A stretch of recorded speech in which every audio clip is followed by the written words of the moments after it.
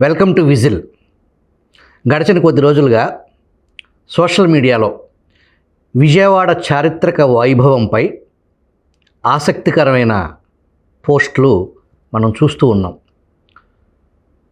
Intact ఆధ్వర్యంలో ఒక family drive జరగబోతుంది.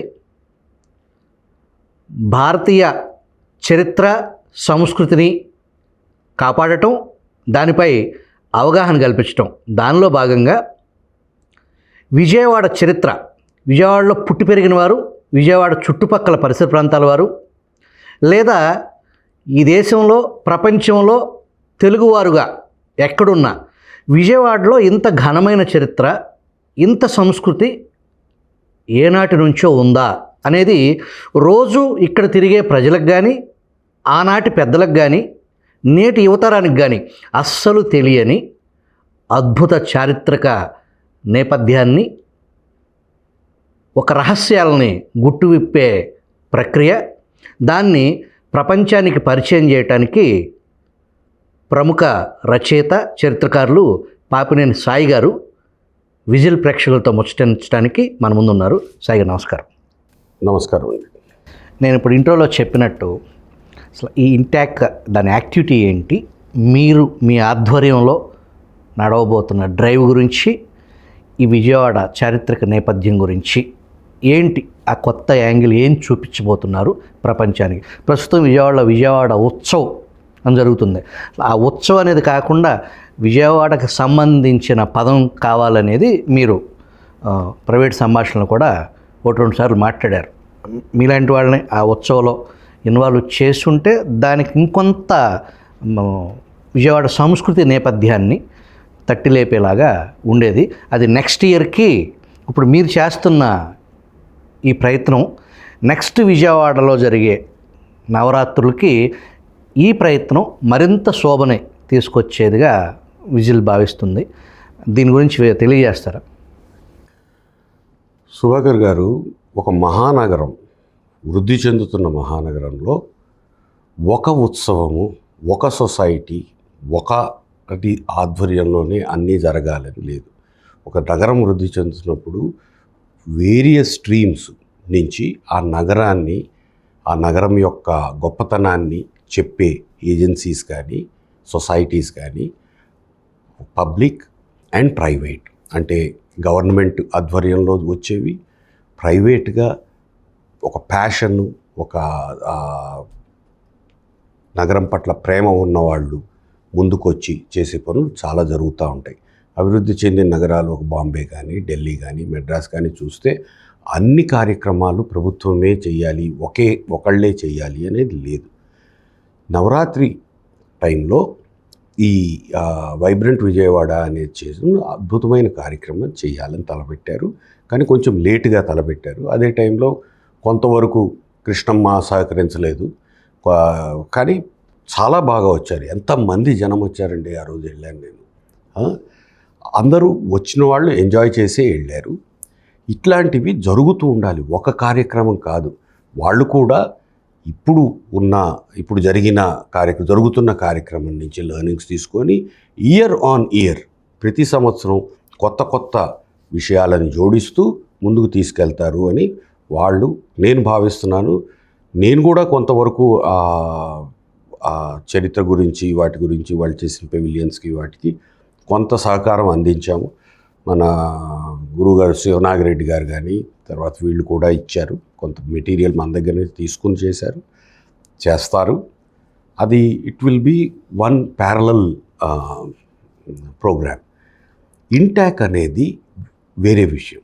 ఇంటాక్ అనేది ఢిల్లీలో ఫామ్ అయిన సొసైటీ. ఇది భారతదేశానికి అంతటికీ సంబంధించింది. ఇది ఒక విజయవాడ కోసమో, ఒక గుంటూరు కోసమో, ఒక బొంబాయి కోసమో, బెంగళూరు కోసమో ఫామ్ అయింది కాదు. మొట్టమొదటి chairman of INTACH was Rajiv Gandhi. ఆ టైంలో 1984లో కొంత సెంట్రల్ గవర్నమెంట్ చేయగలదు, ఈ కన్జర్వేషన్ ఎఫర్ట్ కానీ ఏదైనా కొంత స్టేట్ గవర్నమెంట్స్ చేస్తున్నాయి. కానీ చాలా వరకు ఎన్నో మాన్యుమెంట్స్, మోడర్న్ కానీ ఏన్షియంట్ కానీ చాలా వరకు నెగ్లెక్ట్ అవుతూ ఉన్నాయి. దీన్ని ప్రజల్లో నుంచి ఒక స్ఫూర్తిని తీసుకొని వస్తే వీటిని మనం కాపాడుకోగలము అనే ఉద్దేశంతో స్థాపించిన సంస్థ ఇది. ఈ సంస్థ 1984లో స్టార్ట్ అయింది. ఇవాళ దగ్గర దగ్గర 300 పైగా చాప్టర్స్ ఉన్నాయి ఇండియాలో. పెద్ద పెద్ద టౌన్స్ అన్నిట్లో ఉన్నాయి. మన విజయవాడలో ఇప్పుడే ఫామ్ అయింది. కొంచెం లేట్గా ఫామ్ అయింది. ఎందుకు అంటే మొదట్లో అన్ని జిల్లా కేంద్రాల్లో పెట్టడం జరిగింది. విజయవాడ జిల్లా కేంద్రం కాకపోవడం వల్ల ఇంత పెద్ద సిటీ అయిన విజయవాడలో ఇంటాక్ట్ చాప్టర్ రాలేదు. విశాఖపట్నంలో, కాకినాడలో, ఇలాంటి ప్లేసెస్లో, కడపలో, వరంగల్లో ఇట్లాంటి ప్లేసెస్ అన్నిట్లో ఉన్నాయి, కానీ విజయవాడలో లేదు. అది ఇప్పుడు విజయవాడలో కొంతమంది స్నేహితులు అందరూ కలిసి ప్రోద్బల్యంతో నేను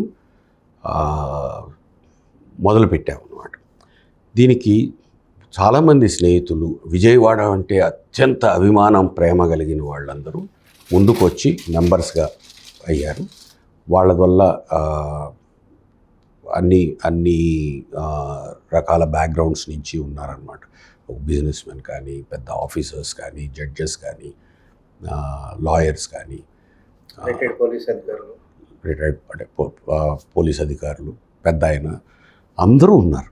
వీళ్ళందరూ కలిసి విజయవాడలో మన సంస్కృతి, మన వారసత్వం, మన కళలు, వీటి గురించి ఏదన్నా చేద్దామని అందరి సంకల్పం.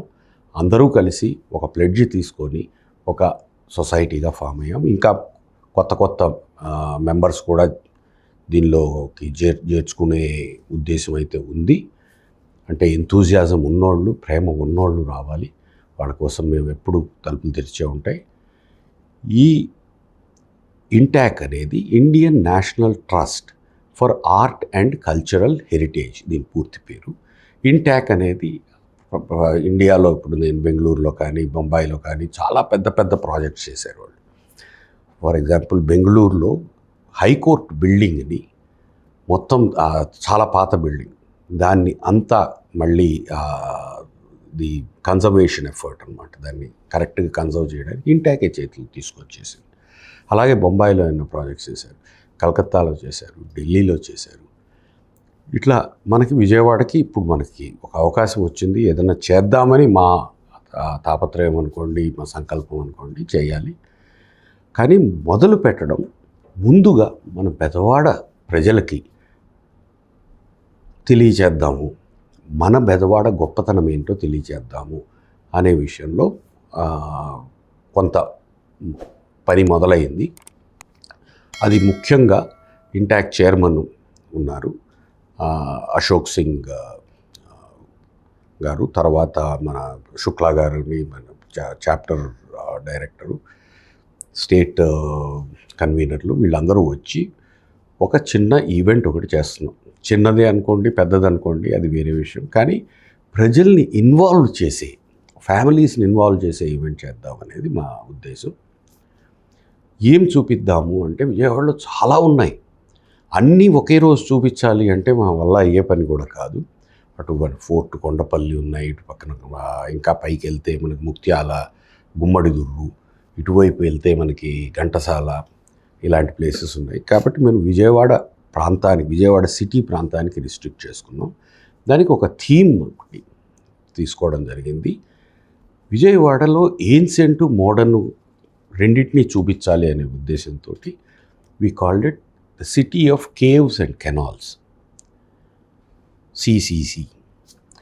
ఈ సిసిసి ప్రోగ్రామ్ ఏంటి అంటే, కేవ్స్, మనకి అద్భుతమైన కేవ్స్ ఉన్నాయి. వాటి ప్రాముఖ్యత చాలామందికి తెలియదు. ఇండియాలో మొట్టమొదట రాక్ కట్ కేవ్స్, అంటే ఒక రాతిని తొలిచి గుహగా మార్చి, మనుషుల ద్వారా గుహగా మార్చబడిన కేవ్స్ మొట్టమొదటివి మనకి విజయవాడకి 30 మైళ్ళ దూరంలో ఉన్నాయి. గుంటుపల్లి అంటాం, జంగారెడ్డి గూడెం దగ్గర. అలాగే బారాబార్ కేవ్స్ అని బీహార్, ఈస్టర్న్ బీహార్లో ఉన్నాయి. ఇవి రెండు 3వ శతాబ్దం బీసీకే ఉన్నాయి. అంటే అంతకు ముందు చేసినవి. ఎందుకంటే 3వ శతాబ్దం బీసీకి ఈ రెండు గుహ అదే పట్నం ఏమంటారంటే రాతితో తొలిచిన గుహలు ఉన్నాయి. అదే టైంలో మనము గుంటుపల్లి నుంచి ఇటు మన ఉండవల్లి, అక్కన్న మాదన్న గుహలు, దాన్ని ఏమంటారు, మన మొఘల్ రాజపురం గుహలు, ఆ పైన కొండ మీద ఉన్నాయి, సీతానగరంలో ఉన్నాయి గుహలు, పెనుమాకలో ఉన్నాయి, ఇట్లా చాలా గుహలు ఉన్నాయి. గుంటుపల్లి నుంచి ఇక్కడికి మనం ఒక డ్రోన్ పంపిస్తే ఆ డ్రోన్ కింద మనకు కనిపించే ప్రతి కొండ మీద రాయి తొలిచిన గుహలు ఉన్నాయి. అంటే 300 BC కాలం నుంచే ఈ ప్రక్రియ మొదలైంది ఇక్కడ. అది ఎవరు వాడారు, దేనికి వాడారు అనేది మనం ఇంకా తెలుసుకోలేము. కానీ 4వ శతాబ్దానికి కొంతమంది చైనా యాత్రికులు వాళ్ళు చెప్పేదాన్ని బట్టి ఈ గుహలు అప్పటికే ఈ ప్రాంతంలో ఉన్నాయి. ధాన్యకటకం చుట్టుపక్కల గుహలలో మాంగ్స్ ఉండేవాళ్ళు, జైన్ మాంగ్స్ ఉండేవాళ్ళు, లేకపోతే బుద్ధిస్ట్ మాంగ్స్ ఉండేవారు అని చెప్పారు. కాబట్టి అప్పటికే ఉన్నాయి. కానీ ఇప్పుడు మనకు కనిపించే గుహలు హిందూ గుహాలయాల్లా కనిపిస్తాయి. ఇప్పుడు మనం ఉండవల్లి వెళ్ళినా కూడా మనకు అనంతశయనం బొమ్మ, బయట ద్వారపాలకులు, తర్వాత గణపతి, విష్ణువు, బ్రహ్మ, శివుడు విగ్రహాలు కనిపిస్తాయి. ఇక్కడ అక్కన్నమాదనలో అక్కడ కనిపిస్తాయి. ఇది ఎప్పుడు జరిగింది అనేది ఒక పెద్ద ఎనిగ్మా అన్నమాట. చాలామంది ఏమంటారంటే రాజులు చేశారు. నిజంగా రాజులు చేశారా? కొంతమంది విష్ణుకుండిలు చేశారని, ఈస్టర్న్ చాళుక్య రాజులు చేశారని. కానీ ఇక్కడ ఒక రహస్యం ఉంది. ఆ రహస్యం పేరే శ్రీ ఉత్పత్తి పిడుగు. ఈ ఉత్పత్తి పిడుగు అనేది ఒక ట్రేడ్ మార్కు, ఒక స్టాంపు. మనకి మొఘల్ రాజపురంలో కనిపిస్తుంది, అక్కన్నమాదన్న గుహల్లో కనిపిస్తుంది, ఉండవల్లి గుహల్లో కనిపిస్తుంది, అలంపురంలో కనిపిస్తుంది, వరంగల్ దగ్గర కనిపిస్తుంది, కొల్లిపాకలో కనిపిస్తుంది, పాతకోటలో కనిపిస్తుంది, all the way to Ajanta గుహల పక్కన ఉన్న బోకర్దాన్ ఆ గుహల దగ్గర కూడా కనిపిస్తుంది. ఉత్పత్తి పిడుగు. ఉత్పత్తి అంటే మనం ఉత్పత్తి చేస్తామంటామే, క్రియేషన్ అనమాట. ఉత్పత్తి పిడుగు ఇంగ్లీష్లో చెప్పాలంటే క్రియేటివ్ థండర్ బోల్ట్. ఏం పేరు పెట్టారండి అప్పట్లో. ఇది ఒక శిల్పుల గిల్డ్ అయి ఉండొచ్చు అని కొందరు చరిత్రకారులు, ఆర్ట్ హిస్టారియన్స్ చెప్తారు. అంతేకాదు, వీళ్ళ స్టాంపు చూసింది ఇప్పుడు 19వ 18వ సైట్స్లో దొరికింది. కానీ ఈ సైట్స్ యొక్క డిజైన్స్ కానీ వీటిని చూసి ఆ డిజైన్ డిఎన్ఏని మనం ఎక్స్ట్రాపులేట్ చేసి చూస్తే ఈ టెంపుల్ బిల్డింగ్ ఇండియాలో, మనకి సౌత్ ఇండియాలో టెంపుల్ బిల్డింగ్ అనేది మొదలైంది ఈ ఉత్పత్తి పిడుగు, విజయవాడలో బిగినైన ఉత్పత్తి పిడుగు యొక్క స్టాంపు మహాబలిపురం మీద ఉంది, బాదామి పట్టడకల మీద ఉంది. అంతా అయ్యాక ఎల్లోరాలో కైలాసనాథ గుడి అంటాం చూసారా, వరల్డ్ వండర్ అంటారు, దాని మీద కూడా ఉత్పత్తి పిడుగు. టెక్నాలజీ వాడింది ఇక్కడ మొదలైందట. సో అది అమరావతి స్కూల్ ఆఫ్ ఆర్ట్లో భాగం అనుకోవచ్చా? అమరావతి స్కూల్ ఆఫ్ ఆర్ట్ అనలేము, బిఫోర్ లేదు, దాని తర్వాత. ఇది ఉత్పత్తి పిడుగు అనేది మనకి మొట్టమొదట 6వ శతాబ్దం 500 ప్రాంతంలో కనిపిస్తుంది. అది అంతకు ముందుది అయి ఉండొచ్చు, కానీ ఆ ట్రెడిషన్ కంటిన్యూ. ఇదే టైంలో మనం ఎక్కడైనా రాయి తొలిచిన దేవాలయాలు ఈ మధ్యకాలంలో కూడా జరిగాయి. 300 BCకి ఉన్ను ఈ 500 ADకి మధ్యలో ఇప్పుడు పితల్కోర, అజంతా, కార్లా, ఇట్లాంటి కేవ్స్ అన్నీ కట్టింది ఆ టైంలోనే, ఈ మధ్యలో 200 BC నుంచి 200 AD మధ్యలో. ఇక్కడ కూడా మేజర్ వర్క్ ఏదన్నా ఉంది అంటే మన గుంటుపల్లి ఇన్ఫ్లుయెన్స్ కనిపిస్తుంది అజంతా మీద. So Andhra connection throughout. మన శిల్పులు, మన ఇంజనీర్లు, మన ఆర్కిటెక్ట్లు దేశమంతా పనిచేశారు. వాళ్ళు ఎందుకు ఇక్కడనే ఎందుకు అంటే మనకి తూర్పు కనుమల్లో రాయి దొరకదు, నిలువుగా ఉండే రాళ్ళు కానీ పెద్దవి. ఇప్పుడు డెక్కన్ పీఠభూమిలో పెద్ద పెద్ద బ్యాథోలిట్స్ అంటారు, ఫ్లాట్గా ఉండే పెద్ద రాళ్ళు ఉంటాయి. పడమటి కనుమలకు వెళ్తే గోడల్లాగా కట్టిన రాయి ఉంటుంది, గట్టి రాయి. కానీ మనకు అంత లేదు, మనకి శాండ్ స్టోన్ ఉంటుంది, చాలా పెళుసు ఊడిపోతూ ఉంటుంది. కాబట్టి మంచి ఈకోసిస్టమ్ ఎక్కడుందో అక్కడికి మన ఇంజనీర్లు వెళ్ళి బ్రహ్మాండమైన మాస్టర్ పీసెస్ సృష్టించారు. అది ఇప్పటి నుంచి మన ఇంజనీర్లు, మన ఆంధ్ర ఇంజనీర్లు, మనకు విజయవాడ ఇంజనీర్లు డిఎన్ఏలో ఉంది. అది ఇప్పటిది కాదు. ఆ creativity and ability to go and conquer the world. అది మనం ప్రజలు, మన పిల్లలు ఇప్పుడు ఎంతోమంది ఇంజనీరింగ్ చదువుతున్నారు.